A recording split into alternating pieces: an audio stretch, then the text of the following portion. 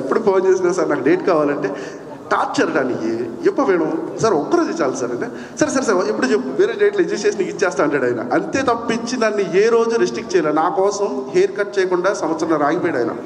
మణిరత్నం గారు సినిమా వదిలేసుకున్నాడు. ఎందుకు డార్లింగ్ అంటే ఐ లవ్ యూ డా నీ కోసం చేస్తానని చెప్పాడు. అంతే. Love you sir, love you for that. Next cinema ఖచ్చితంగా చేద్దాం సార్, ఈసారి డైలాగ్ ఉండవు మీకు. అంతే. నెక్స్ట్ క్రాంతి గురించి చెప్పాలి. Kranti is also one of the best co star. ఈ సినిమా స్టార్టింగ్ తీసుకున్నప్పుడు తను ఎలా పెర్ఫామ్ చేస్తాడు ఏంటి ఇలా చాలా డౌట్స్ ఉన్నాయి. ఎందుకంటే ఒక విక్కీ అనే క్యారెక్టరైజేషన్ ప్రజెంటేషన్ చేయడానికి చాలా అగ్రెషన్ కావాలి, అంటే కోపం కావాలి అతనిలో, అంటే హీరో మీద ఒక ఎవర్షన్ కావాలి. ఇదంతా తను చేయగలడా, తను చూపించగలడా అని చాలా ఆలోచించాను. బట్ డేస్ గడుస్తున్నాయి. ఫస్ట్ షెడ్యూల్ అయిపోయింది, తెలియలా. సెకండ్ షెడ్యూల్ అయిపోయింది. అసలు ఎక్కడ చిన్న చిన్న 0.01% కూడా మాకు అనిపించలేదు తను విక్కీ క్యారెక్టర్ సూట్ అవడమని. ఎందుకంటే he done the 100% effort and he gave the 100% effort. Thank you. Love you Kranthi, love you sir. ఇంకా ఫైనల్గా చెప్పాలంటే ఒకటే మాట చెప్తా. లైఫ్లో మ్యాజిక్ ఒక్కసారి జరుగుద్ది. నా లైఫ్లో జరిగిన మ్యాజిక్ కిరణ్ అబ్బవరం. ఎందుకు చెప్తున్నానంటే కృష్ణానగర్లో కథలు రాసుకుని సినిమాల కోసం పోరాడే వ్యక్తులు 100 మంది ఉంటారు. వాళ్ళందరూ రోజు ఆలోచన ఏంటి తెలుసా, మాకు ఎవడైనా ఒక హీరో దొరుకుతాడా, ఆడితో కథ చెప్పించుకుందామా, ఓకే చేయించుకుందామా, లేకపోతే నాకు ఎవడైనా ప్రొడ్యూసర్ దొరుకుతాడా కథ చెప్పించుకుందామా అని. నా లైఫ్లో ఆ మ్యాజికల్ మూమెంటే చాలా అందంగా జరిగింది. ఒకటే ఒక ఇన్సిడెంట్ చెప్తా. నాకు కిరణ్ గారు దానికి ముందు ఒక సంవత్సరం ముందు పరిచయం. నాకు కిరణ్ గారి కథ వేరే కథ చెప్పడానికి వెళ్తే ఆ కథ నచ్చలేదు కానీ నువ్వు నరేష్ నచ్చింది కరుణ్, నువ్వు సినిమా చెప్తే నేను వింటా, ఎందుకంటే ఆయన లైనప్లో అప్పటికి 6 సినిమాలు ఉన్నాయి. సరే సార్ నేను ఒక మంచి కథతో వస్తాను సార్ అని చెప్పి వెళ్ళిపోయాను. నాకు ఆకలి, స్ట్రగ్లింగ్, అంటే ఎవరిని డబ్బులు అడగలేము. అప్పటికే వచ్చి 8 ఏళ్ళు అయిపోతుంది. మధ్యలో డైరెక్షన్ ట్రయల్స్ అని చెప్పి రైటింగ్ ఆపేసాం. అడిగితే మొహమాటం, దిగిపోతామేమో అని, ఎవడు మనల్ని పిలవడు ఎందుకంటే డైరెక్షన్ ట్రయల్స్లో ఉన్నాడని.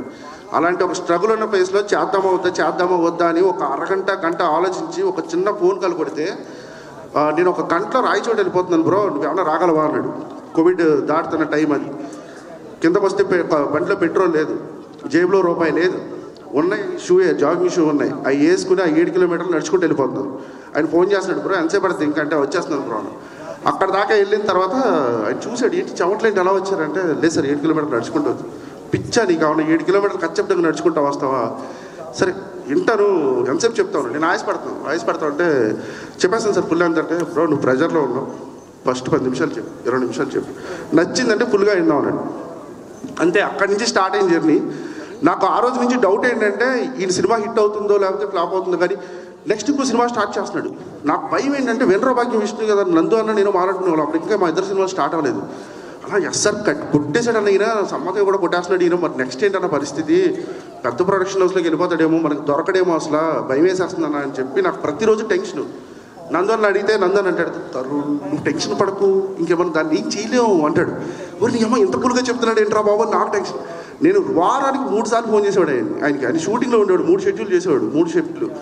ఫోన్ చేస్తే కరుణ్ టెన్షన్ పడకు, కరుణ్ నేను ఉన్నాను కదా, నేను చెప్పాను కదా, నీ మాట ఇచ్చి నాకు నమ్మకం లేదు నిజంగా. ఎందుకంటే ఆయనతో అసోసియేటెడ్ ట్రావెల్ అయిన విశ్వాస్ గారు కానీ వీళ్ళందరికీ ఆ జర్నీ తెలుసు, నాకు తెలియదు. నేను అప్పుడే కథ చెప్పాను ఆయనకి అంతే.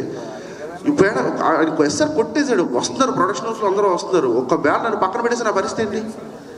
ఆయన రోజు పిలిచి అన్నాడు, నా భయాన్ని అర్థం చేసుకుని కూర్చోబెట్టి చెప్పాడు, నేను ఒకసారి మాట ఇచ్చినట్టే ఆ మాట అయితే దాటను, నీతో నేను సినిమా చేస్తున్నాను, ఎవరు అడ్డొచ్చినా, ఎన్ని ప్రొడక్షన్ హౌస్లు వచ్చినా, ఎంతమంది పెద్ద డైరెక్టర్లు వచ్చినా నీ సినిమా చేసిన తర్వాతే వెళ్తానన్నాడు. నా సినిమా కోసం ఆయన అలాగే స్టాండ్ బై ఇచ్చాడు. Sir thanks for your gut sir. ఎందుకంటే ఒక చిన్న హోప్, నాకు ఒక మెసేజ్ వచ్చింది సార్, ఒక సీనియర్ మోస్ట్ కో డైరెక్టర్ చేశాడు, మా అందరికీ ఒక హోప్ ఇచ్చావు కిరణ్ దగ్గరికి వెళ్తే సినిమా జరుగుద్ది అని. Thank you sir, thank you.